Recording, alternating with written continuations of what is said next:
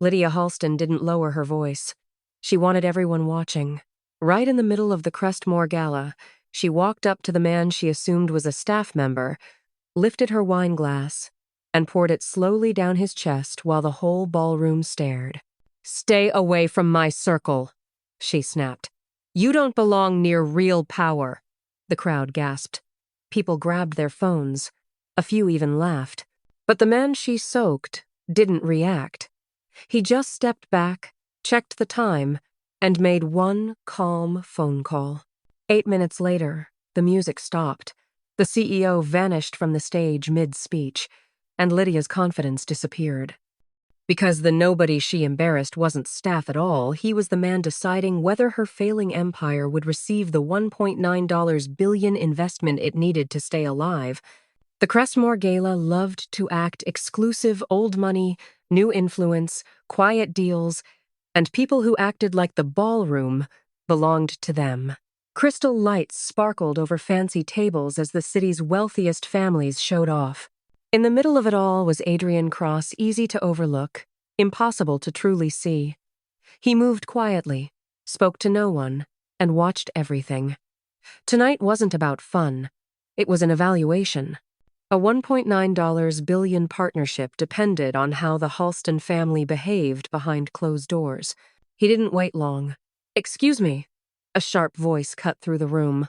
Lydia Halston, famous for acting like the world owed her, marched straight toward him.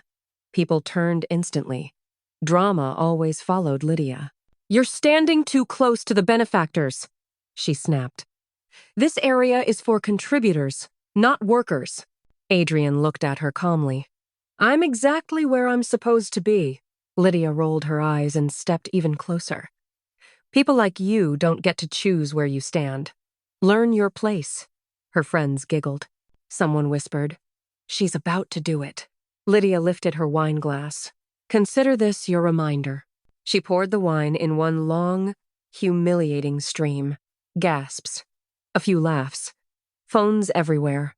The whole room paused. Adrian didn't move. He blinked once, wiped his hands calmly, and stepped aside. "Are we done?" he asked. Lydia smirked. "Yes. Stay out of my sight."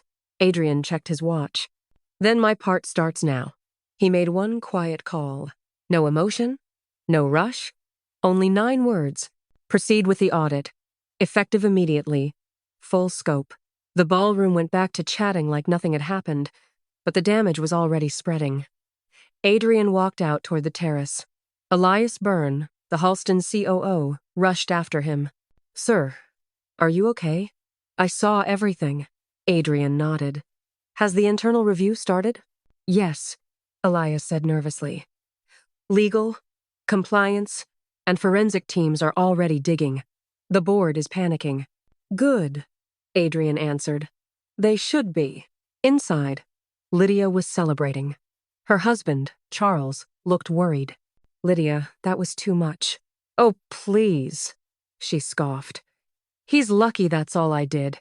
People like that come to events hoping someone important notices them." Charles leaned in, whispering urgently. "You don't understand.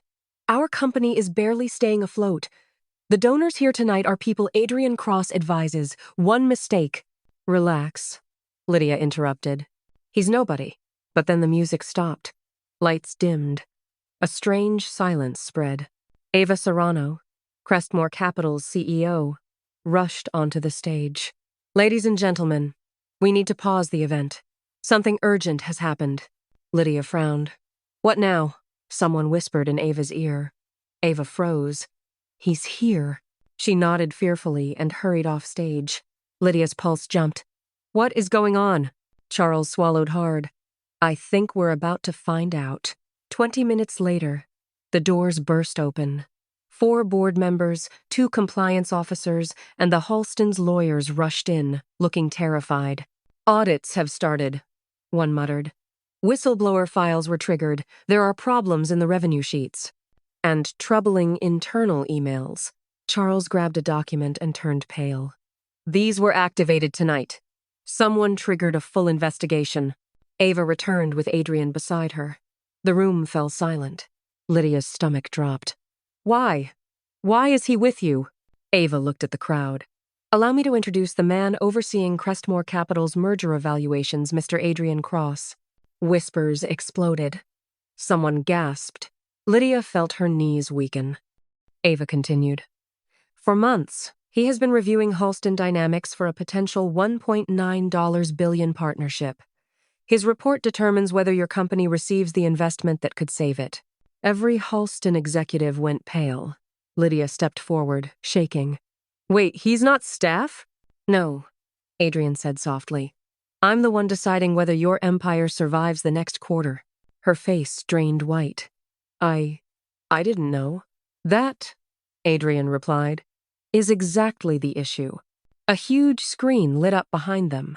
Compliance officers loaded audit results, discriminatory hiring patterns, ignored employee complaints, secret bonuses, illegal wage structures, manipulated safety reports.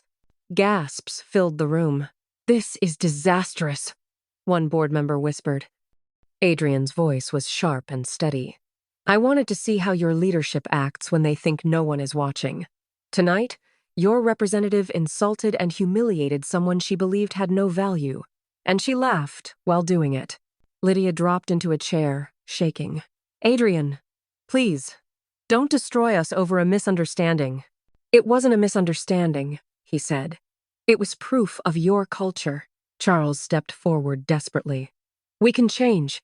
Please give us one more chance. Adrian shook his head. You've had generations of chances. He faced Ava. And the partnership proposal. Ava nodded. It's done. All negotiations are closed. Panic exploded through the board members. Lydia covered her face, sobbing. Adrian added, and compliance will coordinate with regulators by morning. Your internal practices won't stay hidden anymore. Lydia choked out. Please, don't do this. Adrian paused. His voice went quiet. You poured your arrogance on me like wine. I came tonight to see if your legacy deserved saving. You gave me the answer yourself. He turned and walked away while Lydia cried into her hands. As Adrian left the ballroom, reporters rushed toward the entrance. Elias whispered, Sir, where now? Adrian glanced back once at the falling Halston empire. On to the next company, he said. Corruption won't fix itself.